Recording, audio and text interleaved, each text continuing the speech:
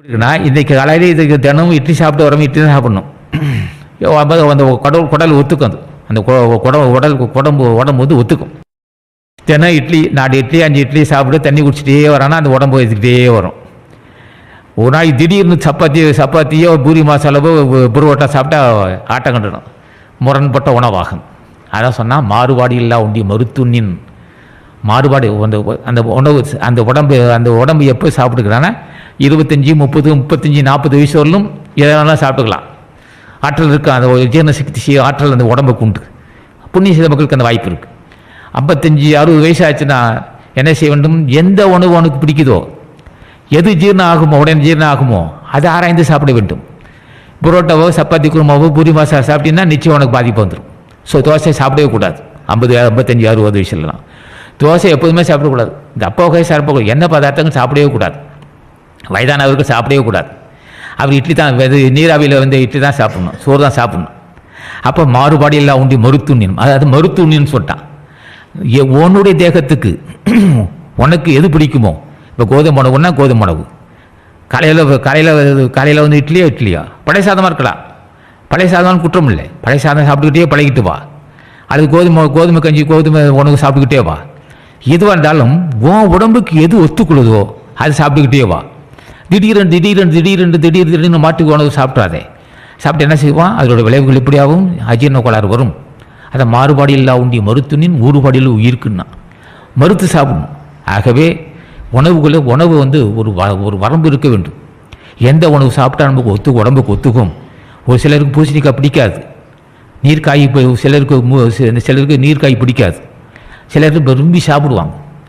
அவர்களோட உணவோட அமைப்பு வரை அவரவர்களுக்கு எந்த உணவு பிடிக்குதோ, எது ஜீரணமாகுதோ அதை சாப்பிட வேண்டும்.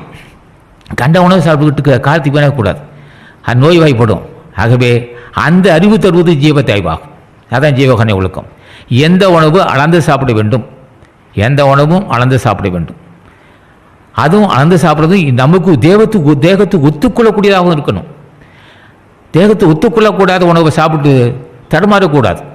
தடுமாறுவதால் வினைகள் சூழ்ந்துடும். அதான் நல்வினை இருந்தால், ஜீவத்தை இருந்தால், நிச்சயமாக அந்த பக்தி நெறி இருந்தால் அளந்து சாப்பிடுவான், ஜீரணம் ஆகும்.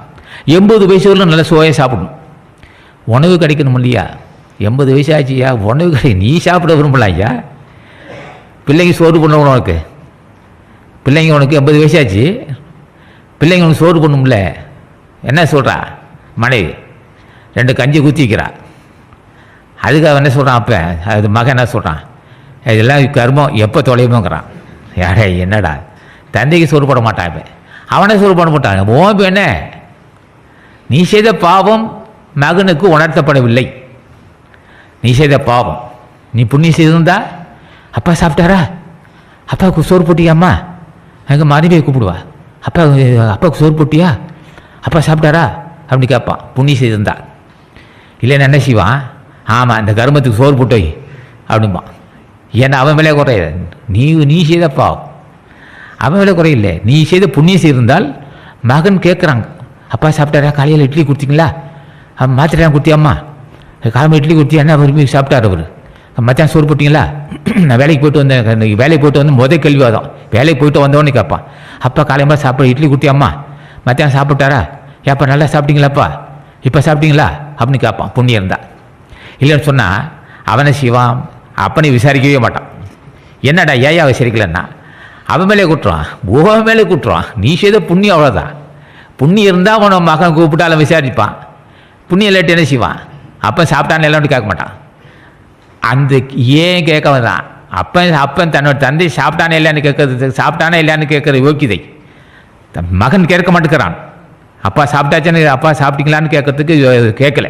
என்ன காரணம்னா ஓ வேணா பையன் கேட்கல. அவன் புண்ணியம் இருந்தால் மகன் கேட்பான். ஆக அறுசுவை 80 வயசு வரலும் உனக்கு உணவு கிடைக்கணும். அறுசுவைனா உனக்கு கிடைக்க வேண்டும். கிடைத்தாலும் ஜீரணமாக வேண்டும்.